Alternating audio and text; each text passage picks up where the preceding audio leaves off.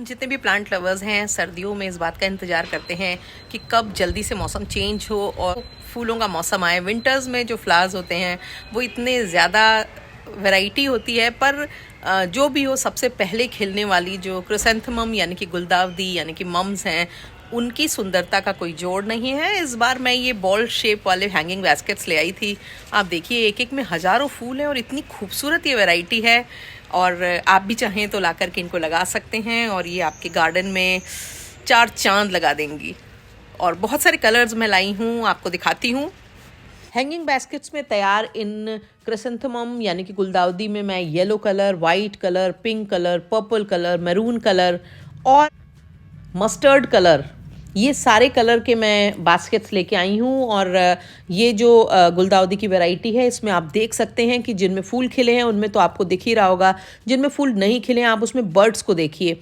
एक एक पॉट में हज़ारों हज़ार बर्ड्स हैं और ये पॉट बहुत लाइट वेट है। इनका जो सॉयल मीडिया है वो बहुत लाइट वेट है और आप इनको आराम से अपने मग प्लांटर्स में डाल के अपने हैंगिंग बास्केट्स में करके आराम से आप हैंग कर सकते हैं। आप इनको अपने स्टैंड्स पर भी रख सकते हैं। केयरिंग तो गुलदाउदी की जैसी होती है वैसी ही होगी, बस इनको आपको ध्यान ये रखना पड़ेगा क्योंकि इनका मीडिया जो है वो क्विक ड्राइंग है, लाइट वेट है, तो जल्दी से सूख जाता है। इसलिए आपको इनमें पानी रोज़ थॉरली डालना पड़ेगा क्योंकि मैंने ऑब्जर्व किया है कि अगर सुबह पानी आपने मिस कर दिया तो थोड़ी देर बाद ये ड्रूपी हो जाते हैं।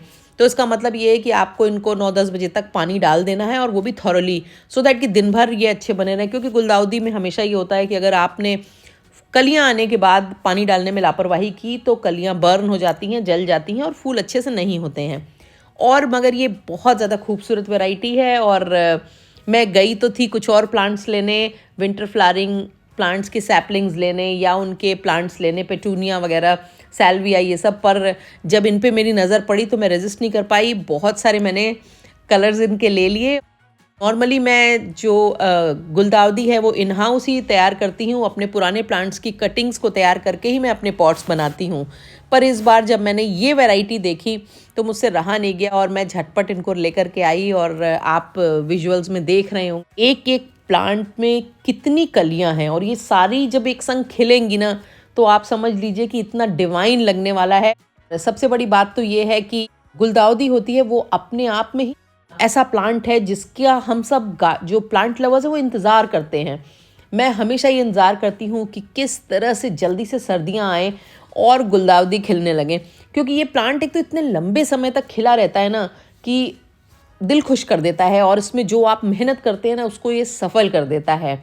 और पिछली बार मैंने बहुत सारी वैरायटीज़ मेरे पास हैं, जैसे स्पाइडर है, पॉम पॉम्स हैं, नॉर्मल जो क्रिसैंथेमम है, कोरियन क्रिसैंथेमम्स हैं। भी कहीं डिफरेंट देखती हूँ तो वो उसको झटपट मैं एक आध प्लांट तो हर साल लेती हूँ जो मेरे पास कलर नहीं होता है या जो वैरायटी नहीं होती है, फिर आगे उसको फर्दर बनाती रहती हूँ। पर इस बार तो ये जो हैंगिंग बास्केट में लगे हुए गुलदाउदी थे इन्होंने तो मेरा पूरा बजट बिगाड़ दिया और मेरा दिल जीत लिया। हमारे यहाँ इस समय दिल्ली एनसीआर की सारी नर्सरीज़ में आपको, ऑलमोस्ट सारी अच्छी नर्सरीज़ में आपको ये मिल जाएंगे। तो जो लोग यहाँ रहते हैं उनको तो कोई दिक्कत नहीं है और शहरों में भी ये इस साल की आप समझ लीजिए कि शो स्टॉपर वैरायटी है। अच्छी जगहों पे, सारे ही अच्छे गार्डन्स में, सारे अच्छे होटल्स में, सारे अच्छे इंस्टीट्यूशंस में जहाँ पर भी विंटर फ्लावर बड़ी तादाद में लगते हैं वहाँ पर आप इस वैरायटी को ज़रूर देखेंगे।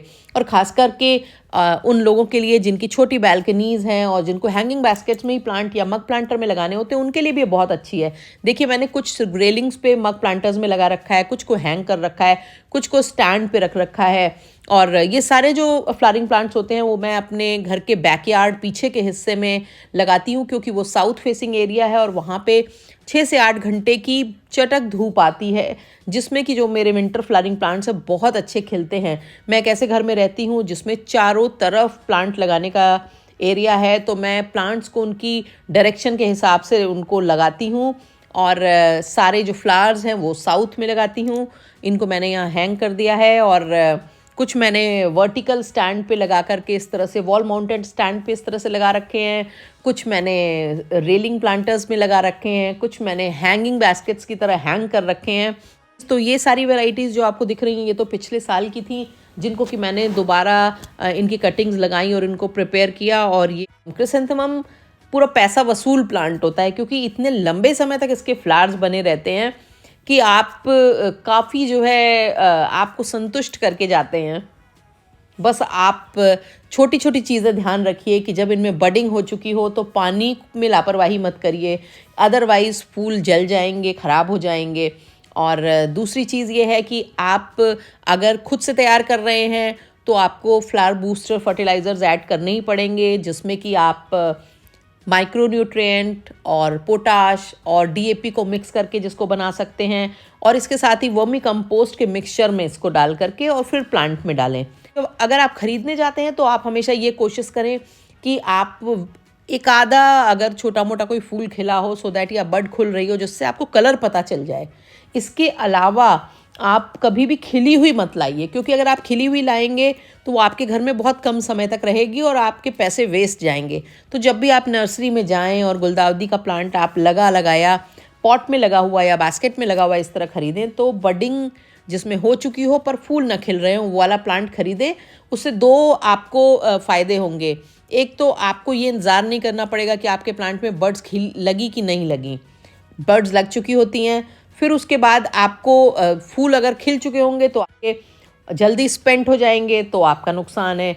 तीसरी चीज़, एक चीज़ जो और इम्पॉर्टेंट है वो ये है कि अगर आपके घर में 6 से 8 घंटे की धूप नहीं आती है तो आप बडिंग हो चुके गुलदाउदी के प्लांट्स तैयार पॉट में लाएं, क्योंकि एक बार बडिंग हो जाने के बाद सन की जो रिक्वायरमेंट है वो उतनी ज़्यादा नहीं रह जाती है, फिर तो फूल खिलते ही रहते हैं। पर अगर फूल नहीं खिले हों, बडिंग नहीं हुई हो या बडिंग हो रही हो, तब इस प्लांट को या किसी भी ज़्यादातर फ्लावरिंग प्लांट को 6 से 8 घंटे की धूप तो चाहिए ही चाहिए। तो कुछ चीज़ें हैं जिनको आप ध्यान रखिए, और अगर अभी तक आपने नहीं लिया है तो ले आइए, इनको लगाइए। सच में ये इतने हैप्पी फ्लावर्स हैं, देख करके इनको दिल खुश हो जाएगा। अगर आपने अभी तक मेरे चैनल को सब्सक्राइब नहीं किया है तो मेरी गुजारिश है कि चैनल को सब्सक्राइब कर लीजिए, बेल आइकन ज़रूर दबा दीजिएगा।